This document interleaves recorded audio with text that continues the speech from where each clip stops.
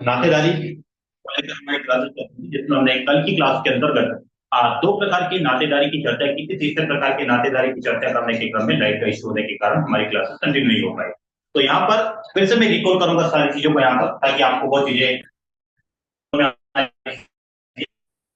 पर नातेदारी नातेदारी की रीतियों की चर्चा करेंगे, यानी कि ट्रेडिशंस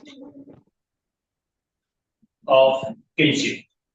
तो नातेदारी की रीतियों में सबसे पहले मैंने नाम लिखा था परिहास या परिहार, परिहार प्रथा। और दूसरे नंबर पर परिहास प्रथा। और तीसरे क्रम की चर्चा हम कर रहे थे माध्यमिक प्रथा, यरवा पितृश्वरी प्रथा। और एक और नाम था आपका इसमें, इसका नाम हो जाएगा आपका सहकष्टी प्रथा। एक मातुलेय प्रथा भी था, मातुलेय प्रथा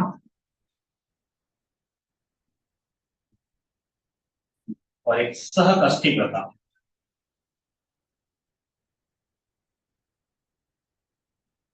यहाँ पर सिर्फ मैं ओवरव्यू दूंगा परिहार प्रथा का और परिहार प्रथा का। परिहार प्रथा का मतलब यह है कि दो व्यक्ति निकट संबंधी तो है, इनमें विवाह संबंध की वजह से आपस में इन दोनों का मैच हुआ है, लेकिन दोनों के मध्य पर्याप्त दूरी भी देखने को मिलती है। उस प्रकार की प्रथा को परिहार प्रथा कहा जाता है। क्लियर हुआ यहां तक? जैसे कि सास बहू के मध्य, ससुर बहू के मध्य, इस प्रकार का प्रथा देखने को मिलता है कि दोनों एक दूसरे के रिलेशन में है, रिलेटिव से है, वैवाहिक संबंध के आधार पर हो, विवाह संबंध के आधार पर हो, तो ब्लड रिलेशन के आधार पर भी देखा जाए तो ब्लड रिलेशन में थोड़ा कम देखने को मिलेगा, लेकिन विवाह प्रथा में परिहार प्रथा का ज्यादा बोलबाला देखने को मिलेगा इस ट्रेडिशन का। ठीक है, तो यहाँ पर एक दूसरे के संबंधी होने के बावजूद दोनों के मध्य पर्याप्त दूरी होती है, और ऐसी दूरी रखने का प्रमुख उद्देश्य क्या था कि दोनों के मध्य पारिवारिक संबंधों के मध्य यौन गतिविधियां ना हो जाए, तो यौन गतिविधियों को रोकने के लिए परिहार प्रथा को इंट्रोड्यूस किया था। क्लियर हुआ यहां तक? उसके बाद हमने देखा था परिहास प्रथा। ये परिहास प्रथा जस्ट अपोजिट आपका परिहार प्रथा के है। परिहार प्रथा के जस्ट उल्टा होता है आपका परिहास प्रथा। इसमें आत्मीयता, ठीक है, आत्मीयता को प्रदर्शित किया जाता है, सम्मान को प्रदर्शित किया जाता है, यहां पर हंसी मजाक की बात की जाती है। तो यहां पर ऐसा रिलेशन जो दो व्यक्तियों के मध्य कैसा हो, हास्यास्पद भी हो सकता है और सम्मानजनक भी हो सकता है, आत्मीयता को दिखाने वाला भी हो सकता है। तो उस प्रकार की प्रथा को प्रदर्शित करने वाली व्यवस्था किस प्रथा में आ जाती है? आपकी परिहास प्रथा में। जैसे कि जीजा साला, जीजा साला के मध्य अच्छी खासी मजाक चलती है, दोनों के बीच में खुलेपन में दोस्ती के रूप में बातें होती है, आपस में दो दोस्त होते हैं तो दोस्तों में भी किस प्रकार की प्रथा होती है? परिहास प्रथा। लेकिन ये हम समाज शास्त्र में नहीं देखेंगे, ठीक है, क्योंकि पारिवारिक का तो यहाँ पर ब्लड रिलेशन है, ना ही आपका मैरिज रिलेशन है। तो मैरिज रिलेशन और आपका ब्लड रिलेशन दोनों को समाज के अंतर्गत देखा जाता है, इसलिए दोस्तों को यहाँ पर नहीं रखना है। ये नहीं देना है कि दोनों दोस्तों के बीच में परिहास प्रथा होगी, ठीक है। यहाँ पर जीजा साला या भाभी ननद भी रख सकते हैं यहाँ पर, तो वो भी आपका परिहास प्रथा के प्रमुख होंगे। फिर हमारी बात चल रही थी माध्यमिक प्रथा। माध्यमिक प्रथा में प्रमुख तौर पर क्या कहा जाता है कि एक व्यक्ति को संबोधित करने के लिए, या जैसे कि मैं किसी अन्य को संबोधित करने के लिए किसी तीसरे को माध्यम बनाऊंगा, ठीक है। तो दूसरे व्यक्ति को संबोधित करने के लिए किसी तीसरे पर्सन को माध्यम बनाने की प्रथा ही क्या कहलाती है? आपकी माध्यमिक प्रथा। जैसे कि भारतीय समाज में पत्नियां पति का नाम ना लेकर अपने बच्चों के नाम के आधार पर उनको पुकारती है, ठीक है। आप सोच रहे होंगे, कंफर्म सोच रहे होंगे कि सर जिनके बच्चे ही नहीं हो आप लोग, ठीक है। तो ओजी और एजी दो वर्ड चलते हैं यहाँ पर, आपको पता होगा, एजी और ओजी वाला है, कुछ भी फिर बना दीजिए, आजकल तो निकनेम चलता है, दोनों के नाम के आगे का पीछे का अक्षर काट के चिपका दिया, एक नया नाम बना दिया, उस नाम से पुकारते हैं। समझ रहे बात को? तो यहाँ पर माध्यमिक प्रथा में आपको सिर्फ इतना ध्यान रखिएगा, परिभाषा के क्रम पर ऐसा लिखना है कि किसी दूसरे को संबोधित करने के लिए किसी तीसरे व्यक्ति को माध्यम बनाने की प्रथा माध्यमिक प्रथा कहलाती है। एग्जाम्पल में नोट कर सकते हैं यहाँ पर पति और पत्नी के मध्य, यानी कि जब पति सॉरी, पत्नी पति का नाम न लेकर अपने पुत्र के नाम पर उसे संबोधित करती है। कुछ भी गतिविधियां कोई भी कार्य करवाना है तो बच्चे के नाम पर उनसे करवाना है। तो इस प्रथा को कहा जाता है माध्यमिक प्रथा। कल की क्लास में एग्जाम्पल इसका नोट कर रहा था, इस बार फिर से एग्जाम्पल में नोट करूंगा क्योंकि वो नहीं नोट हो पाएगा पूरा। तो यहाँ पर लिखिएगा कि पति अपने पति पत्नी अपने पति को संबोधित करने के लिए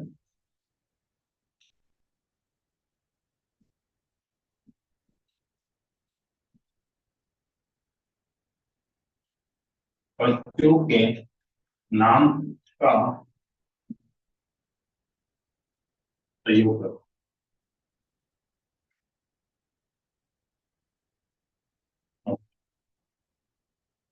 तो इसके बाद बारी आती है आपका पितृश्वर संबंध, यानी कि पितृसत्तात्मक समाज की विशेषता होती है सामान्यतः। ठीक है, पितृत्मक समाज कैसे, बहुत अच्छा लगेगा आपको सुन के भी, हो सकता है मातुले दोनों में ही थोड़ा सा रिलेशन है। ये आपको बताएं पितृसत्तात्मक पैट्रियार्की, पितृसत्तात्मक समाज की विशेषता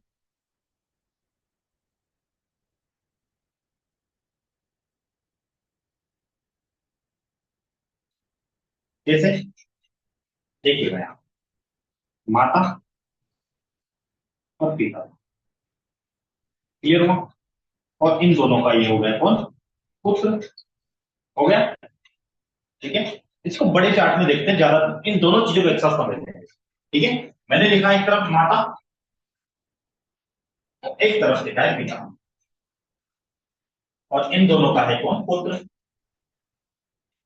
अब देखना, इस पिता की बहन कौन होगी, इस पुत्र के लिए बुआ, ये होगी ना। पिता की बहन पुत्र के लिए क्या होगी, बुआ। मौसी मत बोल देना, ठीक है। अब यहां पर देखना, माता की बहन क्या होगी, मौसी। किसके लिए, पुत्र के। रीजनिंग में से सवाल आते हैं फिर आपके, ठीक है। तो माता पिता है, पिता की बहन को बता दिया तो पुत्र की बुआ, और माता की बहन को बना दिया मौसी।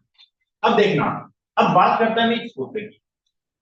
अब यदि पुत्र पिता के रेस्पेक्ट में अगर बुआ का ज्यादा सम्मान करता है माता की तुलना में, क्या कहा मैंने कि यदि पुत्र, पुत्र क्या करेगा, माता की तुलना में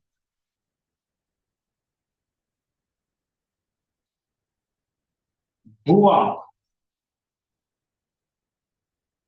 के साथ अधिक आत्मीयता दर्शाता है, अधिक आत्मीयता,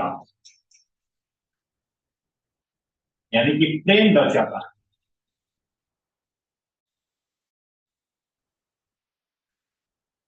कहा जाता है पितृश्वरीय प्रथा।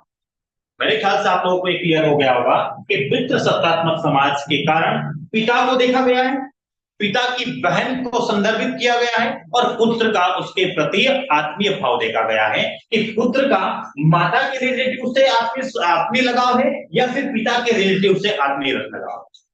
तो पिता के रक्त संबंधी से पुत्र का यदि आत्मीय लगाव होता है तो उसे कहा जाता है पितृश्वरीय प्रथा।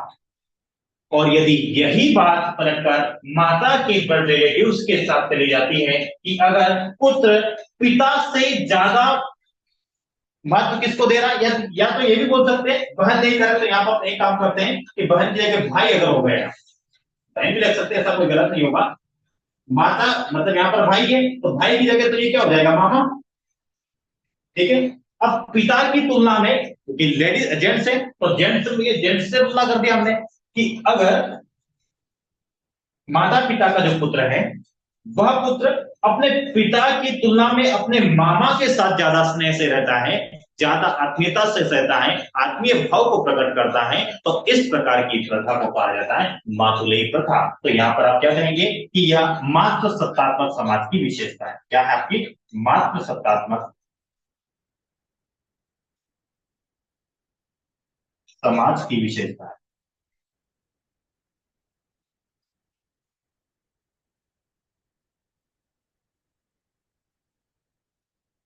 क्लियर हुआ? तो मात्र सत्तात्मक समाज की विशेषता मातुलय, पितृ सत्तात्मक समाज की विशेषता पितृईश्वरयी। यहां तक चीजें स्पष्ट है। एग्जाम्पल में क्या नोट कर लेंगे आप? इसके एग्जाम्पल में वही बात मैं आपको बता देता हूं कि पुत्र पिता की तुलना में मामा के साथ अधिक,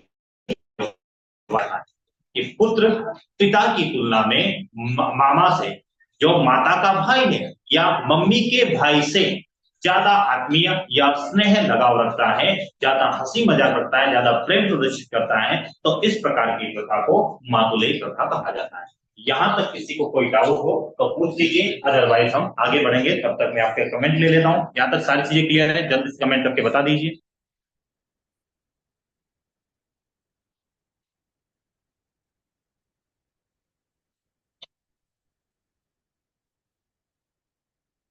यहां तक क्लियर है सभी को?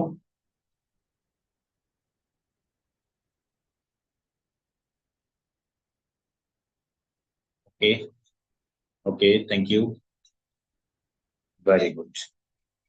तो ये 2 मार्कर में आ सकता है, बिल्कुल आ सकता है। ये सारी हेडिंग्स है आपकी, जो ये सभी 2 मार्कर किया जाए तो ये नातेदारी की विद्या 7 मार्कर, इससे ज्यादा नहीं है। 7 मार्कर क्वेश्चन से अधिक आप अपेक्षा नहीं कर सकते। ठीक है, बड़े आगे नोट कर लिया, स्क्रीनशॉट ले लिया होगा आप लोगों ने। अब सर की प्रथा की बात करो।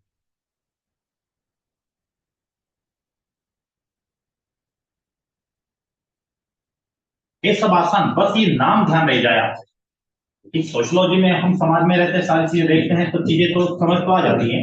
बस बात आती है कि प्रेजेंटेशन कैसा होता है, कि ऐसा डायग्राम बनाइए, आप ऐसा बनाकर दिखाइए उनको, ताकि उनसे स्पष्ट हो जाए कि एकदम कॉन्सेप्चुअल चीजें पढ़ रखी इन्होंने। तो आपको दिखाना है, सामने वाले को मजबूर करना है कि आपका आंसर को पढ़े, नहीं तो उनको बचने क्या होगा, बचकर निकलते हैं आंसर पढ़ने से। कुछ नंबर दे देंगे ऐसे ही गिने चुने, जिससे कि आप सिलेक्शन से वैसे ही बाहर हो जाते हैं। उनको पता चल जाता है कॉपी चेक करते समय कि आप सिलेक्शन के दायरे में है या नहीं। जब सिलेक्शन के दायरे में आप प्रतीत हो जाते हैं, तब आपके आंसर को पढ़ने की उसकी मजबूरी हो जाती है। मेंटलिटी क्या है, मैं ऐसे तो करता हूँ, अच्छा आंसर है तो मार्किंग करूंगा, अच्छे से पढ़ूंगा, रीड करूंगा। लेकिन मैं एक शिक्षक होने के नाते आप लोगों के प्रत्येक के आंसर मुझे पढ़ना होते हैं, क्योंकि आप लोग कैसा भी लिखो, क्योंकि मुझे तो फिर गाइड करना है। एग्जामिनर गाइड करने के लिए नहीं है, गाइड करने के लिए आपके शिक्षक है। ठीक है, तो मैं तो गाइड करूंगा आपको, लेकिन एक प्रकार से अगर मुझे कहीं और जगह बुला लिया जाए कि कॉपी चेक करके मार्किंग करना, आपको इतना पेमेंट मिलेगा एक कॉपी के लिए, तो मैं ज्यादा कॉपी की संख्या होने पर क्या मेंटेलिटी हो जाती है? सब जगह यही होता है, ये वास्तविकता है। ठीक है, अगर संख्या जहां पर ज्यादा हो जाती है तो कौन कॉपी चेक करता है ये आपको मालूम नहीं होगा। ये हमें हकीकत पता है कहाँ कौन आपकी कॉपी चेक करता है, जिसने एक भी बार मेंस ना लिखा हो, सिर्फ प्रीलिम्स तक ही पहुंचे हो, मेंस तक पहुंचे नहीं हो, तो 2 रुपए पर कॉपी, 1 रुपए पर कॉपी, 5 रुपए पर कॉपी, 10 रुपए पर कॉपी चेक करने में मिल जाता है, तो किसी से भी चेक करवा लिया जाता है। उनको एक फॉर्मेट भी दिया जाता है कि इस प्रकार के आंसर का प्रारूप अगर मिले तो उससे अच्छी मार्किंग देना है, अदरवाइज एवरेज मार्किंग सभी को करना है। इस प्रकार से व्यवस्था होती है पूरी। ठीक है, लेकिन आपकी आंसर में चेक करता हूं, कम नंबर को लेकर तनाव में नहीं आना आप लोगों को। सिर्फ बस आपको ये चीज ध्यान रखना है कि आप आंसर राइटिंग करें तो आप में जो भी आपको सजेशन दिया जाए तो उसको आप स्वीकार करें। ठीक है, मेरा कभी भी ये उद्देश्य नहीं होगा कि आप कम से कम नंबर लाएं। मैं चाहूंगा कि आप जो मिस्टेक करने वाले रहते हैं तो उस मिस्टेक्स पर काम करें, थोड़ा उससे उसको रिजोल्व करें। ठीक है, बाकी डेली आपको आंसर लिखना है। ठीक है, डेली का एकदम नियम बना लीजिएगा।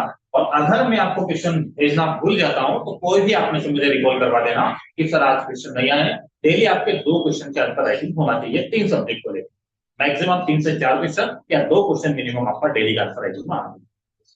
चलिए सकष्टी प्रथा की बात करते हैं। ये जो सकष्टी प्रथा होती है यह एक प्रकार की प्रसव काल से संबंधित है। यह जो सकष्टी प्रथा है आपका, किससे संबंधित? आपका यह प्रथा प्रसव काल से संबंधित।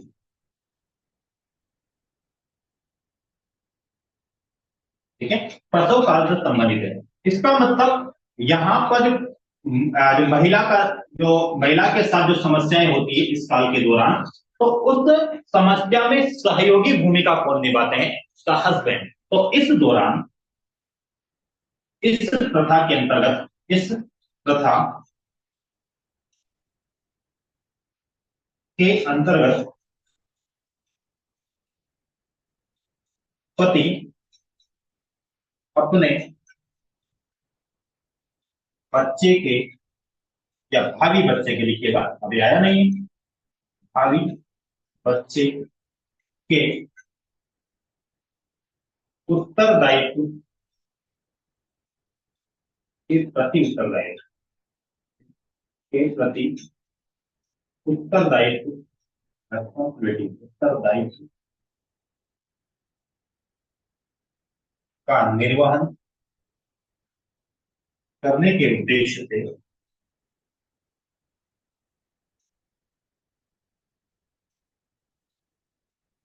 स्वयं सेवों पर प्रतिबंध लगाता। मांस मदिरा नहीं करना है, दारू नहीं पीना है, फलानी जगह नहीं जाना है, नदी में नहाने नहीं जाना है, कुएं में नहीं कूदना है। ऐसी देखिए प्रथा में ये सारी चीजें इसलिए जोड़ी है, जो भी भयानक स्थान होता है, जो भी दुर्घटना के ज्यादा करीब जो भी स्थान होते हैं, वहां जाने से उसको रोका जाता है। मेनली तो ये रीजन है इसका। क्योंकि जब कोई बच्चा जन्म लेगा, माता तो ऐसी अवस्था में रहती कि उसका केयर नहीं कर पाती है, तो एक ऐसा पर्सन होना चाहिए कि जो उसका केयर कर सके, इसलिए वह भी सुरक्षित रहे। तो उसे कहीं पर जाने पर अपने आप पर प्रतिबंध आरोपित किए जाने होते हैं। तो इसी प्रतिबंध के लिए एक प्रथा है इसमें, सहकष्टी प्रथा, यानी कि कष्ट होता है किसको, पत्नी को प्रसव काल के दौरान। उस कष्ट के साथ में वह पति भी अपना कष्ट भोगता है, और किस रूप में कि एक बच्चा जन्म लेने वाला है, और उसका उसके प्रति वह अपना खुद उत्तरदायित्व व्यक्त करता है कि मैं इस बच्चे के जन्म के पहले पहले कहीं पर विजिट नहीं करूंगा, ताकि मैं किसी भी प्रकार की दुर्घटना से बच सकूं। तो यहाँ पर सीधा, लेकिन ऐसा दुर्घटना शब्द प्रयोग नहीं किया, यहाँ पर आपको भी नहीं करना है। लेकिन आप इसको उद्देश्य की दृष्टि से या फिर इसमें आप मूल्यांकन करें तो इस दृष्टि से बता सकते हैं कि ये प्रथा ने आखिर जन्म क्यों लिया है। तो इस प्रथा के जन्म का कारण वही है कि दुर्घटनाओं से देर बली है। तो इस वजह से दुर्घटना से बचाए रखने के लिए पति अपने ऊपर नियंत्रण आरोपित करता है, या अपने आप पर प्रतिबंध आरोपित करता है, जिससे कि वह बच्चे के प्रति अपना स्वयं का उत्तरदायित्व व्यक्त कर सके, और उस पत्नी के प्रसव काल के दौरान उसकी मदद कर सके। अब प्रसव काल के दौरान माताओं की कई ख्वाहिशें होती है, कई ख्वाहिशें मतलब खान पीन में होती है, और ये जेन्युइन चीजें हैं, होना भी चाहिए। तो उस समय वह पति की रेस्पॉन्सिबिलिटी होती है कि उसके हर चीज में वह सहयोगी रहे, चाहे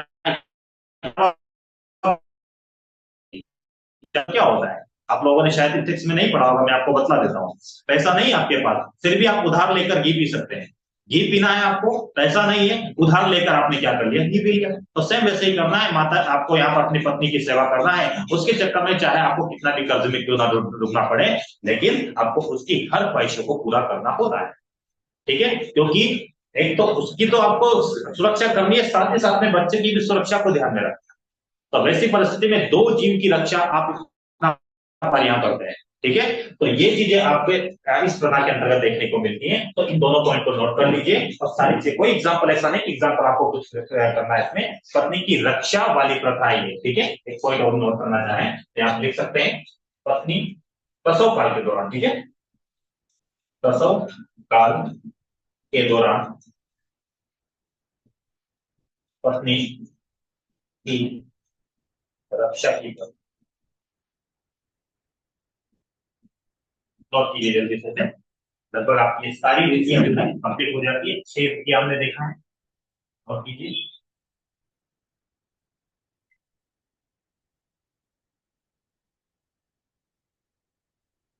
देखिए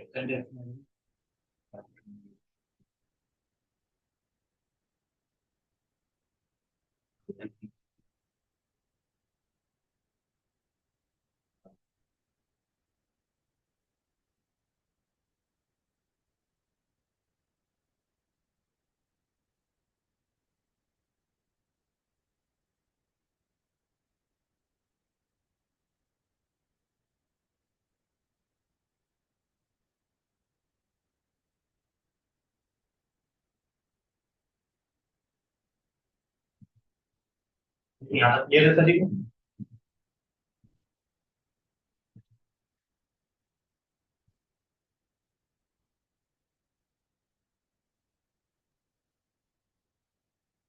हेडिंग डालिएगा आप लोग।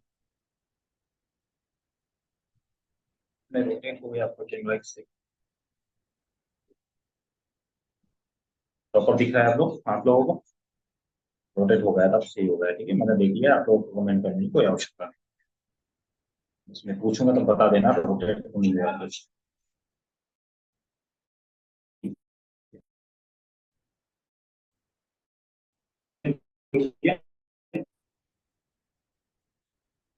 थोड़ा सा बताइएगा स्क्रीन रुकी हुई है क्या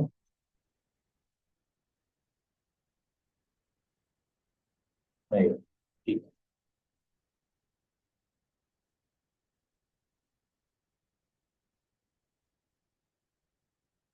चलिए हेडिंग डालिएगा आप लोग अब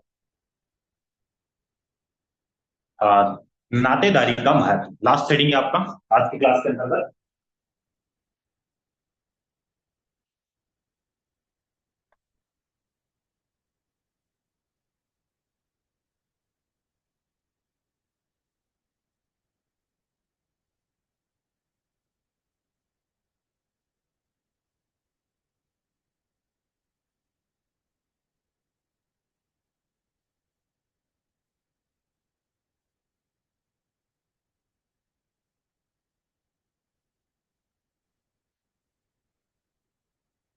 इंपॉर्टेंस ऑफ फ्रेंडशिप यानी कि नातेदारी का महत्व ठीक है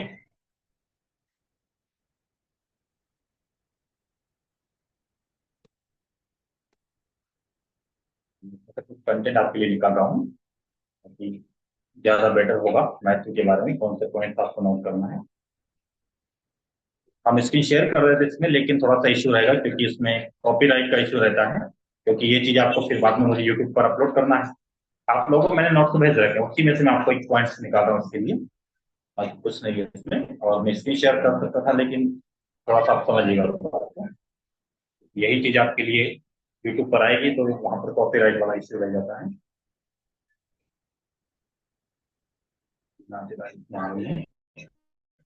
मौका बन देता हूँ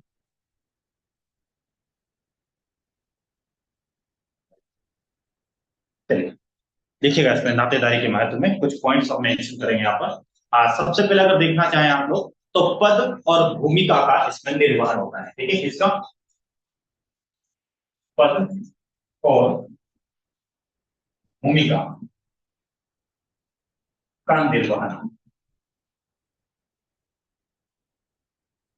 पद और भूमिका का निर्वहन किस संदर्भ में आप देखते हैं देखिए जब आप जन्म या गोद लेने या फिर विवाह संबंध में किसी भी व्यक्ति का नातेदारी के क्रम में कौन सा स्थान होगा तो उस संदर्भ में यहाँ पर भूमिका का निर्वहन करेगा उसका पूर्व निर्धारण नातेदारी नियमों के आधार पर हो जाता है तो ये नातेदारी के नियम ही तय कर देते हैं कि जन्म या गोद लेने वाले या विवाह कोई सा संबंध हो सकता है यहां पर अपन दो चीजों को नहीं रख सकते हैं कि ब्लड रिलेशन और दूसरा आपका मैरिज रिलेशन यहाँ पर गोद लिए गए बच्चों को भी नातेदारी किनशिप के अंतर्गत शामिल किया जाता है तो किसी भी व्यक्ति का नातेदारी के क्रम में कौन सा स्थान होगा क्या उसकी भूमिका होगी क्या उसके कर्तव्य होंगे इस सब के निर्धारण के लिए यहाँ पर किस चीज की बात की जाती है नातेदारी के नियमों की बात की जाती है इससे पहला इंपॉर्टेंस क्या हो जाता है पद और भूमिका का निर्धारण ठीक है उसके बाद में दूसरा आता है आपका उत्तरदायित्व का निर्धारण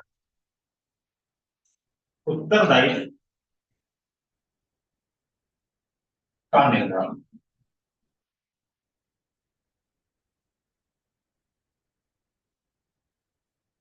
ठीक है उत्तरदायित्व के निर्धारण के क्रम में आप देखें तो विवाह के पहले या बाद में जब भी नातेदारी के उत्तरदायित्व की व्याख्या नातेदारी व्यवस्था के द्वारा की जाती है तो परिवार मातृ सत्तात्मक है तो माता के रूप मैंने बताया था आपको कि मातुल्य हो जाता है और होगा तो वह पिता की बहन यानी कि बुआ के साथ ज्यादा भावनात्मक लगाव रखेगा तो यहाँ पर उत्तरदायित्व का निर्वहन भी अगर देखना है तो उत्तरदायित्व की व्याख्या नातेदारी व्यवस्था के अनुरूप भी की जाती है तो इस उत्तरदायित्व का निर्धारण आप ऐसे हेडिंग बना सकते हो उसके लिए और हमने जो प्रकार लिखा है वहां से मातुल्य और पितृ सत्तात्मक समाज को यहाँ पर लेकर आ सकते हैं फिर अगला हो जाता है आपका आर्थिक और मनोवैज्ञानिक संतुष्टि आर्थिक एवं मनोवैज्ञानिक संतुष्टि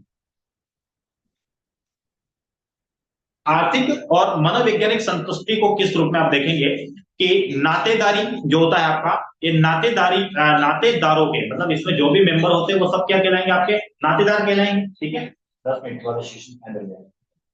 तो नातेदारों के बीच में जो भी उत्तरदायित्व का निर्धारण करते समय यहाँ पर परस्पर संबंधियों के नातेदारी की आर्थिक समस्या को भी सुलझाया जाता है।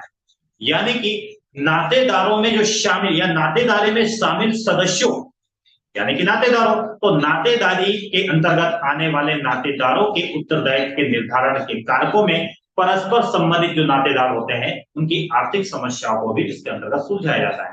साथ ही यह व्यवस्था भी उनकी विषम परिस्थितियों में सुरक्षा प्रदान करने के लिए उन्हें मानसिक संतुष्टि प्रदान करती है। आर्थिक मदद के बाद उसको मनोवैज्ञानिक संतुष्टि भी प्रदान की जाती है नातेदारी के अंतर्गत। कभी भी यहाँ पर एंजाइटी जैसी स्थिति निर्मित नहीं हो सकती। एंजाइटी जैसी बात मैं क्यों कर रहा हूं, एंजाइटी अकेलेपन में आती है और नातेदारी में कई सारी चीजें शामिल होती हैं, तो यहाँ पर एंजाइटी यानी कि चिंता जैसी स्थिति भी यहाँ पर सामने देखने को नहीं मिलती है। तो आर्थिक और मनोवैज्ञानिक संतुष्टि, तो यहाँ पर मनोवैज्ञानिक संतुष्टि कैसे कि आर्थिक अगर समस्या है तो उसे सभी सदस्य उसका यह मनोवैज्ञानिक दबाव न बन जाए कि मेरे पास तो आर्थिक संपन्नता ही नहीं है, तो वैसी स्थिति में यहाँ पर उनको इस प्रकार की संतुष्टि मिलती है। फिर आती है बारी इस सामाजिक उत्तरदायित्व की भावना को प्रोत्साहन कैसे मिलता है। यहाँ पर सामाजिक उत्तरदायित्व की भावना को प्रोत्साहन, ठीक है। सामाजिक उत्तरदायित्व की भावना को प्रोत्साहन मिलता कैसे कि नातेदारी में नातेदार परस्पर अपनत्व का भाव रखते हैं, तो यहाँ पर लिख देना कि इसमें अपनत्व का भाव होता है। अपनत्व के भाव की वजह से या फिर उत्तरदायित्व की भावना का निर्माण होता है कि जो भी कर रहे हैं हम अपने लोगों के लिए कर रहे हैं। कहीं भी काम के लिए आपको जिम्मेदारी सौंपी जाती है तो आप वो कार्य क्यों करते हैं, क्योंकि आपको यह पता होता है कि ये अपने परिवार के लिए आप कर रहे हैं, यानी कि अपने नातेदारों के लिए आप कर रहे हैं। आपने जो गोद लिया किसी बच्चे को, उसका भरण पोषण करना, उसके लिए आपने ऐसा उत्तरदायित्व लिया है। माता पिता क्या बोलते हैं, अपने घर में सुना होगा कि किसके लिए कमा रहे हैं, सुना होगा ना ऐसा शब्द कि किसके लिए कमा रहे हैं, पैसा कहाँ ले जाएंगे बचाकर, बच्चों के लिए तो कमा रहे हैं।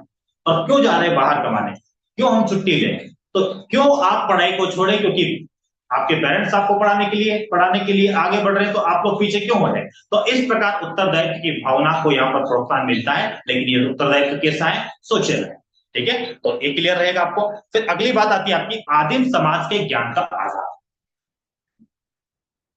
आदिम समाज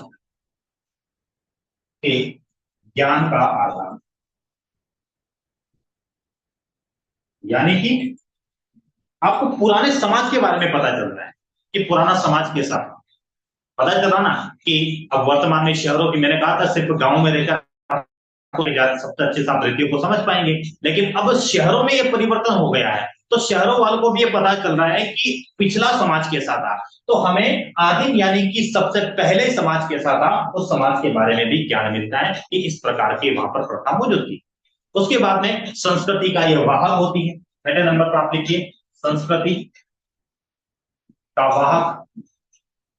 ठीक है, एक और पॉइंट यहां पर लिख देता हूं ताकि समय ना हो जाए 10 मिनट का। इसमें एक होता है संरचनात्मक, इसमें महत्व नजर आता है क्योंकि परिवार तथा विवाह जैसी संस्थाएं इसमें होती है, तो नातेदारी का एक प्रकार से संरचनात्मक रूप देखने को मिलता है। और लास्ट में सामाजिक संबंधों में स्थायित्व आता है। ठीक है, तो सामाजिक संबंधों में स्थायित्व और एक हो जाएगा आपका संगठनात्मक, बता सकते हैं संरचनात्मक, संरचनात्मक महत्व है इसका। और 8वां नंबर का क्या हो जाएगा आपका कि सामाजिक संबंधों में स्टेबिलिटी आती है। सामाजिक संबंधों में स्थायित्व। तो ये 8 प्रकार के आपके हेडिंग्स हैं, जिसको आपको अच्छे से इसका स्क्रीनशॉट लेना चाहे तो ले सकते हैं। और कुछ समझ में नहीं आया तो आप बता दीजिएगा, अदरवाइज क्लास का समय ही हो जाएगा तो चीजें ऑफ हो जाएगी। ठीक है, ये 8 प्रकार के महत्व को आपको ध्यान में रखना है। और कल से हम वंश परंपरा वाला टॉपिक स्टार्ट करेंगे।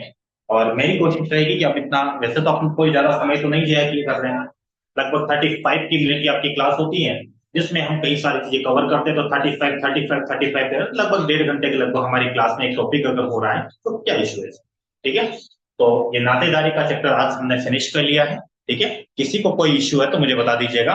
यहाँ पर सामाजिक संबंधों के स्थायित्व में कोई इश्यू है तो बताइएगा कि कैसे आप इसे देखेंगे। नातेदारी व्यवस्था में जो निकटता के कारण व्यक्ति अपनी अपेक्षित भूमिका में संबंधों के अनुरूप व्यवहार करना ही सामाजिक संबंध को स्थापित करता है। वही संरचनात्मक महत्व में देखेंगे तो परिवार और विवाह जैसी संस्थाएं को ही हम इस तरह नातेदारी व्यवस्था में संरचनात्मक महत्व देते हैं, क्योंकि यह संबंधों को प्रगाढ़ करता है, यानी कि और ज्यादा प्रमोट करता है। ठीक है, तो यहाँ तक किसी को कोई डाउट नहीं है तो हम सेशन को यहाँ पर एंड करेंगे। आप लोगों ने स्क्रीनशॉट ले लिया होगा तो मुझे बता दीजिएगा, तो मैं देख लेता हूँ। 4 मिनट का भी समय आप लोगों के पास, किसी का कोई डाउट हो तो पूछ लीजिए, मैं देख लेता हूँ आपका डाउट।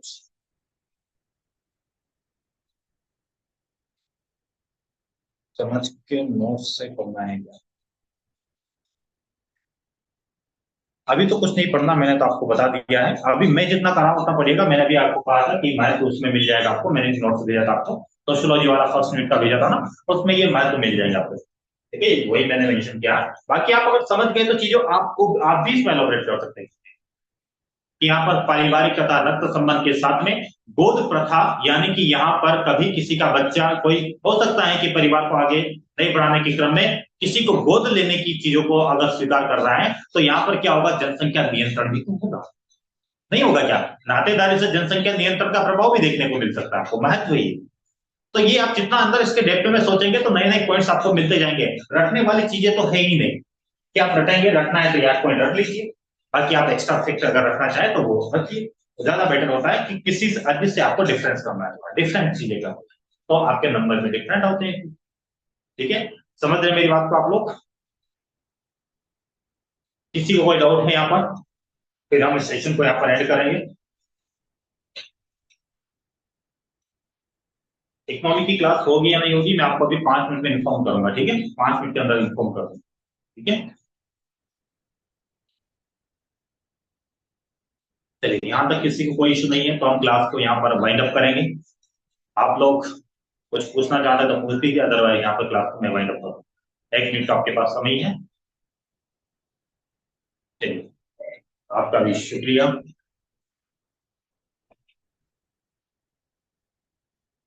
चलिए, किसी को कोई डाउट नहीं है?